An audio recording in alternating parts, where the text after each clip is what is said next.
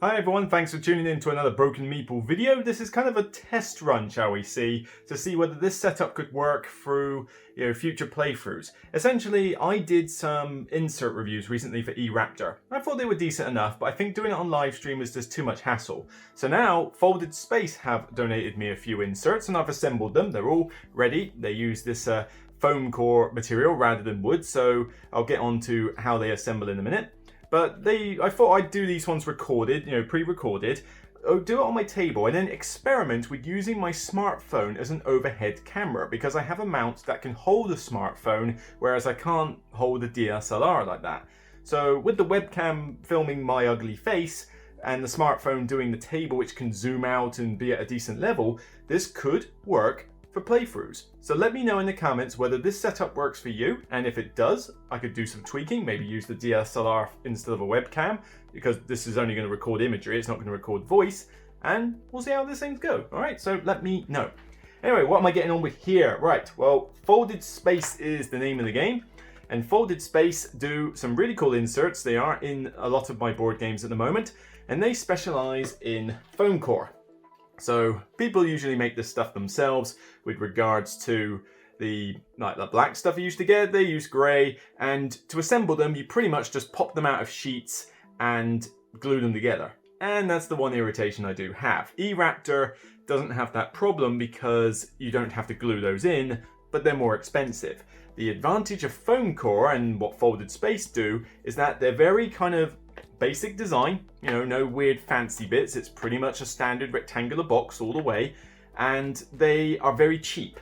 You can buy a Folded Space insert for a pretty cheap price compared to a lot of other games, which is one very good unique selling point of them. So today I've got a big doozy to go with my first one, and that is Fields of Arle. Fields of Arle is one of my favorite Euro games out there. I love the sandbox nature of this game, just being able to do the farming mechanic, which I love from Caverna and even Agricola. I give Agricola respect, even if it's not my favorite way to play that sort of game. But Fields of Arle, the king. Fields of Arle just lets me do what I like. It's a sandbox Euro, all the options in the world. Of course, that also means all the pieces, which means there's a lot to go in this insert. And we're going to find out, because this insert not only does Fields of Arle, but it also has space for Tea and Trade. Yes, the Tea and Trade box. I've got the expansion to this. It allows it to go to 3 players. And currently, there is no way to store this easily with the Tea and Trade expansion. I mean, all the boards have gone into one box here. And if I put that to the side and take off the box for Fields of Arle, you get my reference sheets, and then you get what I've done so far, which is essentially Tupperware boxes and a Plano box with a bunch of people in it, and everything else is in bags. It stops me taking this off the shelf a lot because I have to go, I gotta unpack all this and work out what it does. So this insert supposedly does both. It does the Fields of Arle insert, the Fields of Arle base game, as well as the expansion. It's a tall order, Folded Space. Don't let me down. Do not let me down. So we're gonna see if I can do so. Now I am going by a picture. They come usually with a sleeve that gives you a basic picture, but they also come with very good instructions. So a Folded Space insert is very straightforward. They give you a bunch of sheets, you follow which sheet it is, they highlight which ones they need to be, and they're very basic trays. They're pretty much just a base and some sides. But you do have to glue these because they will not hold otherwise, at least not if you want it to be sturdy.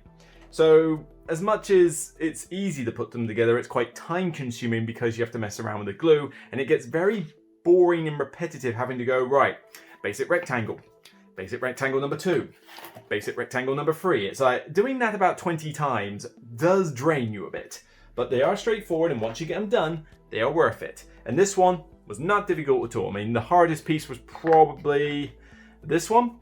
And it's just basically a rectangular box with some divider bits in it. I mean, that was like the hardest thing to make. They are very, very simple. So, but, we gotta do this as if I was buying it retail. So all I have to go on is a picture from here and the instructions, which they do give you a legend at the bottom of the box with all the different things that you can, all the different trays, what tray is what number, and what goes in what tray. So if that's not enough, then fail. But see what we can do. So let's get this out. Peat cubes. How many games have got peat in them? That's what I want to know, actually. I hear Aurora and Labora does, and I've not played that one, actually. So if anybody wants to show me how to play that one at some point at a convention, I would very much like to learn how to play Aurora and Labora.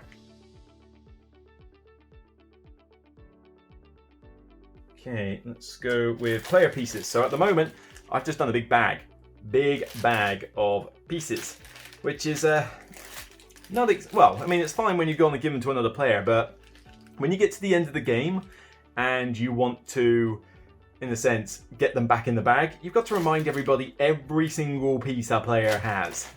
And it's a lot. It's a lot. So, player pieces including travel destinations and dike tiles. Well, that's everything the player has. I don't think that's going to fit in there. Right, so it doesn't look like you can put everything that you would normally give a player from the box. I think you basically have to put the tiles elsewhere and you leave these for basically all these markers and pieces. So let's see what happens if I just try and dump the wooden pieces in for now.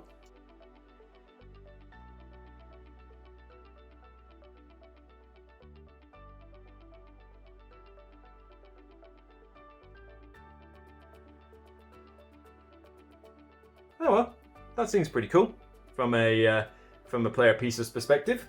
Granted, I wish I could put the tiles in there as well, but I suppose let's be grateful for small mercies.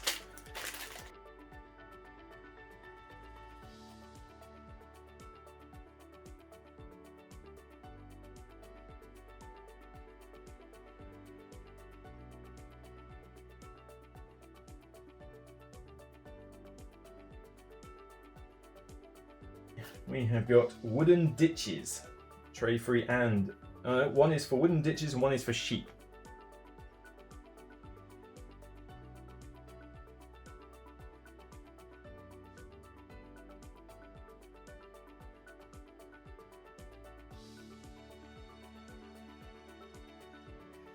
Five B is this one with the little lips, and this is for scoring pads. Now I didn't take those out of the box when I saw them a minute ago, so let's have a delve. So there's 2 scoring pads because Tea and Trade came with another one. In fact, what did I get on the last few games I played? So I did a solo game for 93 points. I did a 2-player with a friend of mine for 124 versus 113. And then I did a 3-player for 111 versus 67 and 74. Now, bearing in mind, I had played the games more than those other people, so we discard the evidence and just put nice clean pads in there. So good. Okay. Clay, wood, and resource. Now, it doesn't mention tea.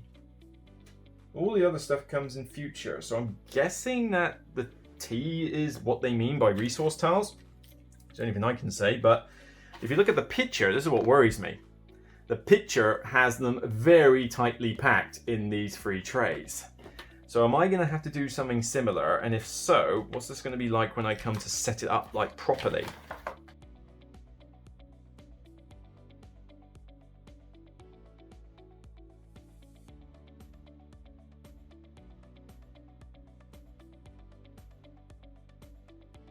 Look at that. Whoa, nearly dropped that.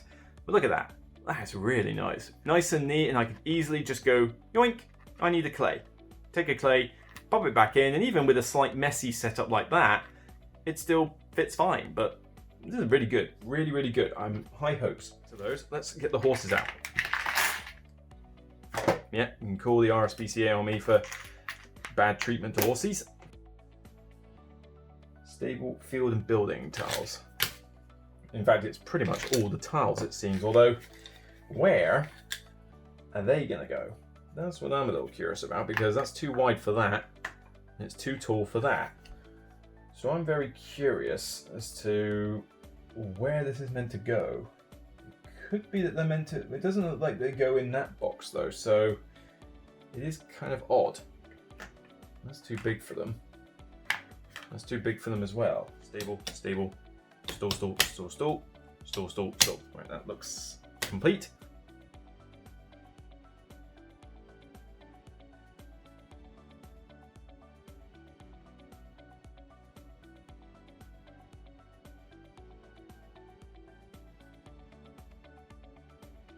So the vehicles, all of those, right, let's go. So, what have we got? We have got carts. We've got big carts. Even weirder, big carts. So, doesn't look like there's much that needs to fit in these per se.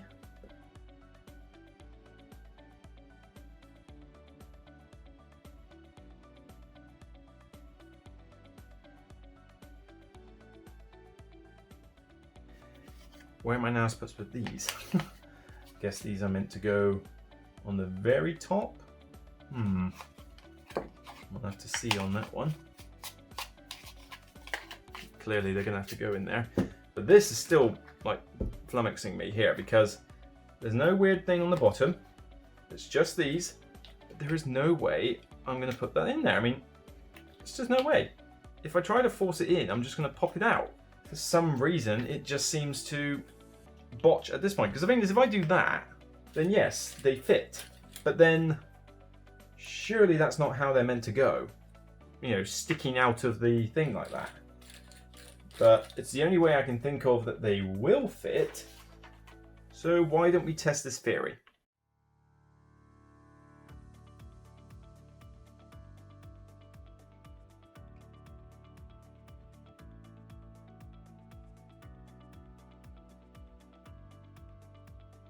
So I also presumably don't need this box for tea and trade because this is meant to hold everything. So we're going to test this theory right now.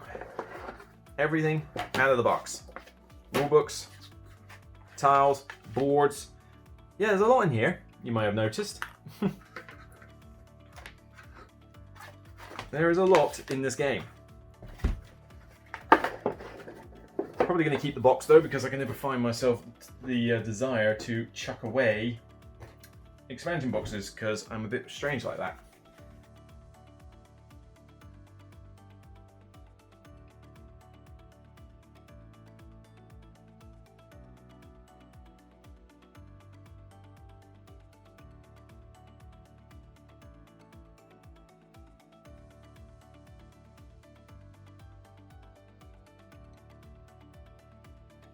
This is really good.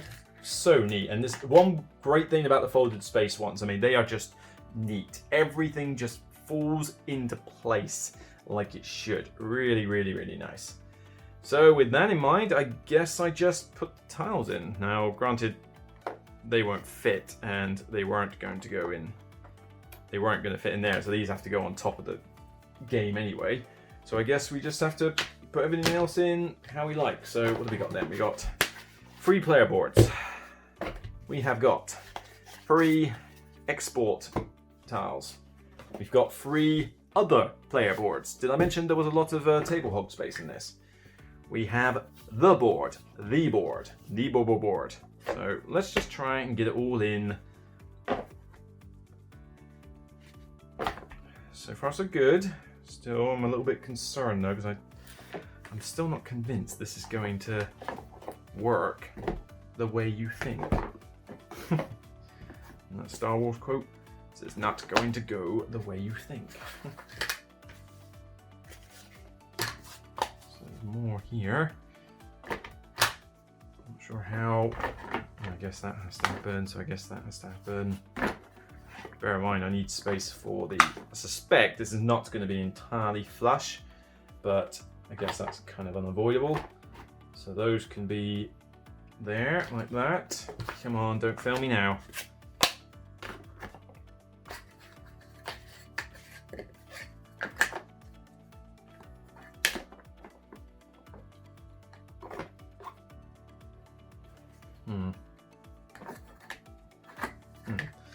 That one has to go lengthways, which is screwing everything up. Maybe if that goes like that, we could. And that goes lengthways, that could work better.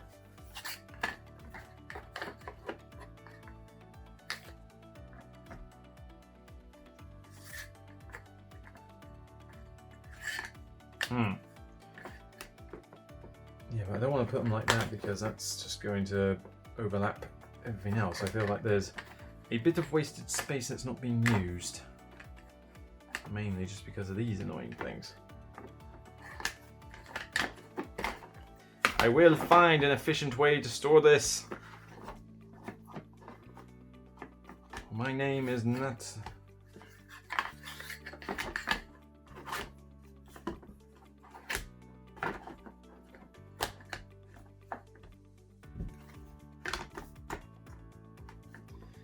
I guess the rule books will flatten some of this just naturally.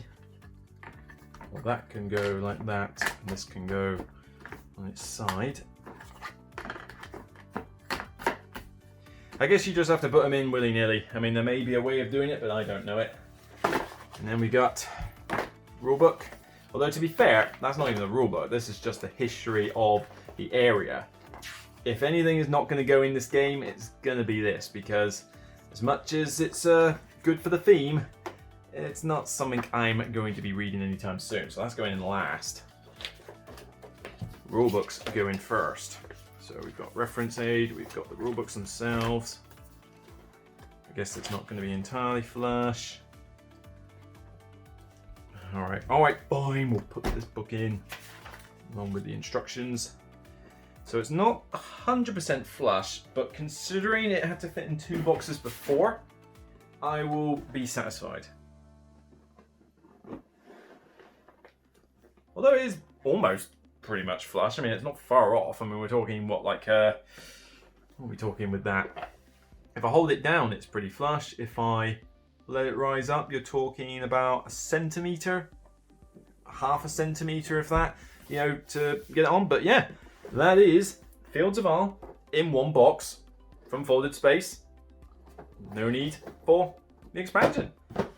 Well, excellent. I mean, that was pretty easy to put together. It wasn't too difficult to get it in a box, even though, you know, I mean, I've saved a bit of space with the player pieces. Maybe a guide would have been nice to show how it went in the box board-wise. There might be one on the website, but what comes in the box doesn't tell you that, so I've got to think about that. But it is all in 1 box. It fits in neatly, and all the stuff can either be taken out of a tray if you want, or just put the tray near the board and take it out of that. So it's not only going to make setup quicker, it's going to make playing it quicker once I learn all the rules to this game. If anything, you know, it was just a bit unintuitive with that part with the building tiles. No, the clothing tiles. That was a little unintuitive. I would have liked a bit more description as to the fact that they were meant to stand up, because it's not clear from the get-go that it should be, because everything else goes flat and lean, but these ones don't. It's kind of odd. But yeah, that is the Fields of Arle Folded Space insert. Honestly, I think it's pretty awesome, actually. This is, you know, one of the best Folded Space inserts I think I've got. It's going to do the job of aiding the setup. It's going to do the job of storing it away easier, packing it away easier. You know, some of the player pieces you're going to have to remind yourself what to get, but that's a small niggle. It doesn't, you know, upset the box lid too much, and that was me trying to get all the boards in. And yeah, I no longer need this, which means I now have a space on my shelf to put another game in, which is fantastic. So 10 out of 10.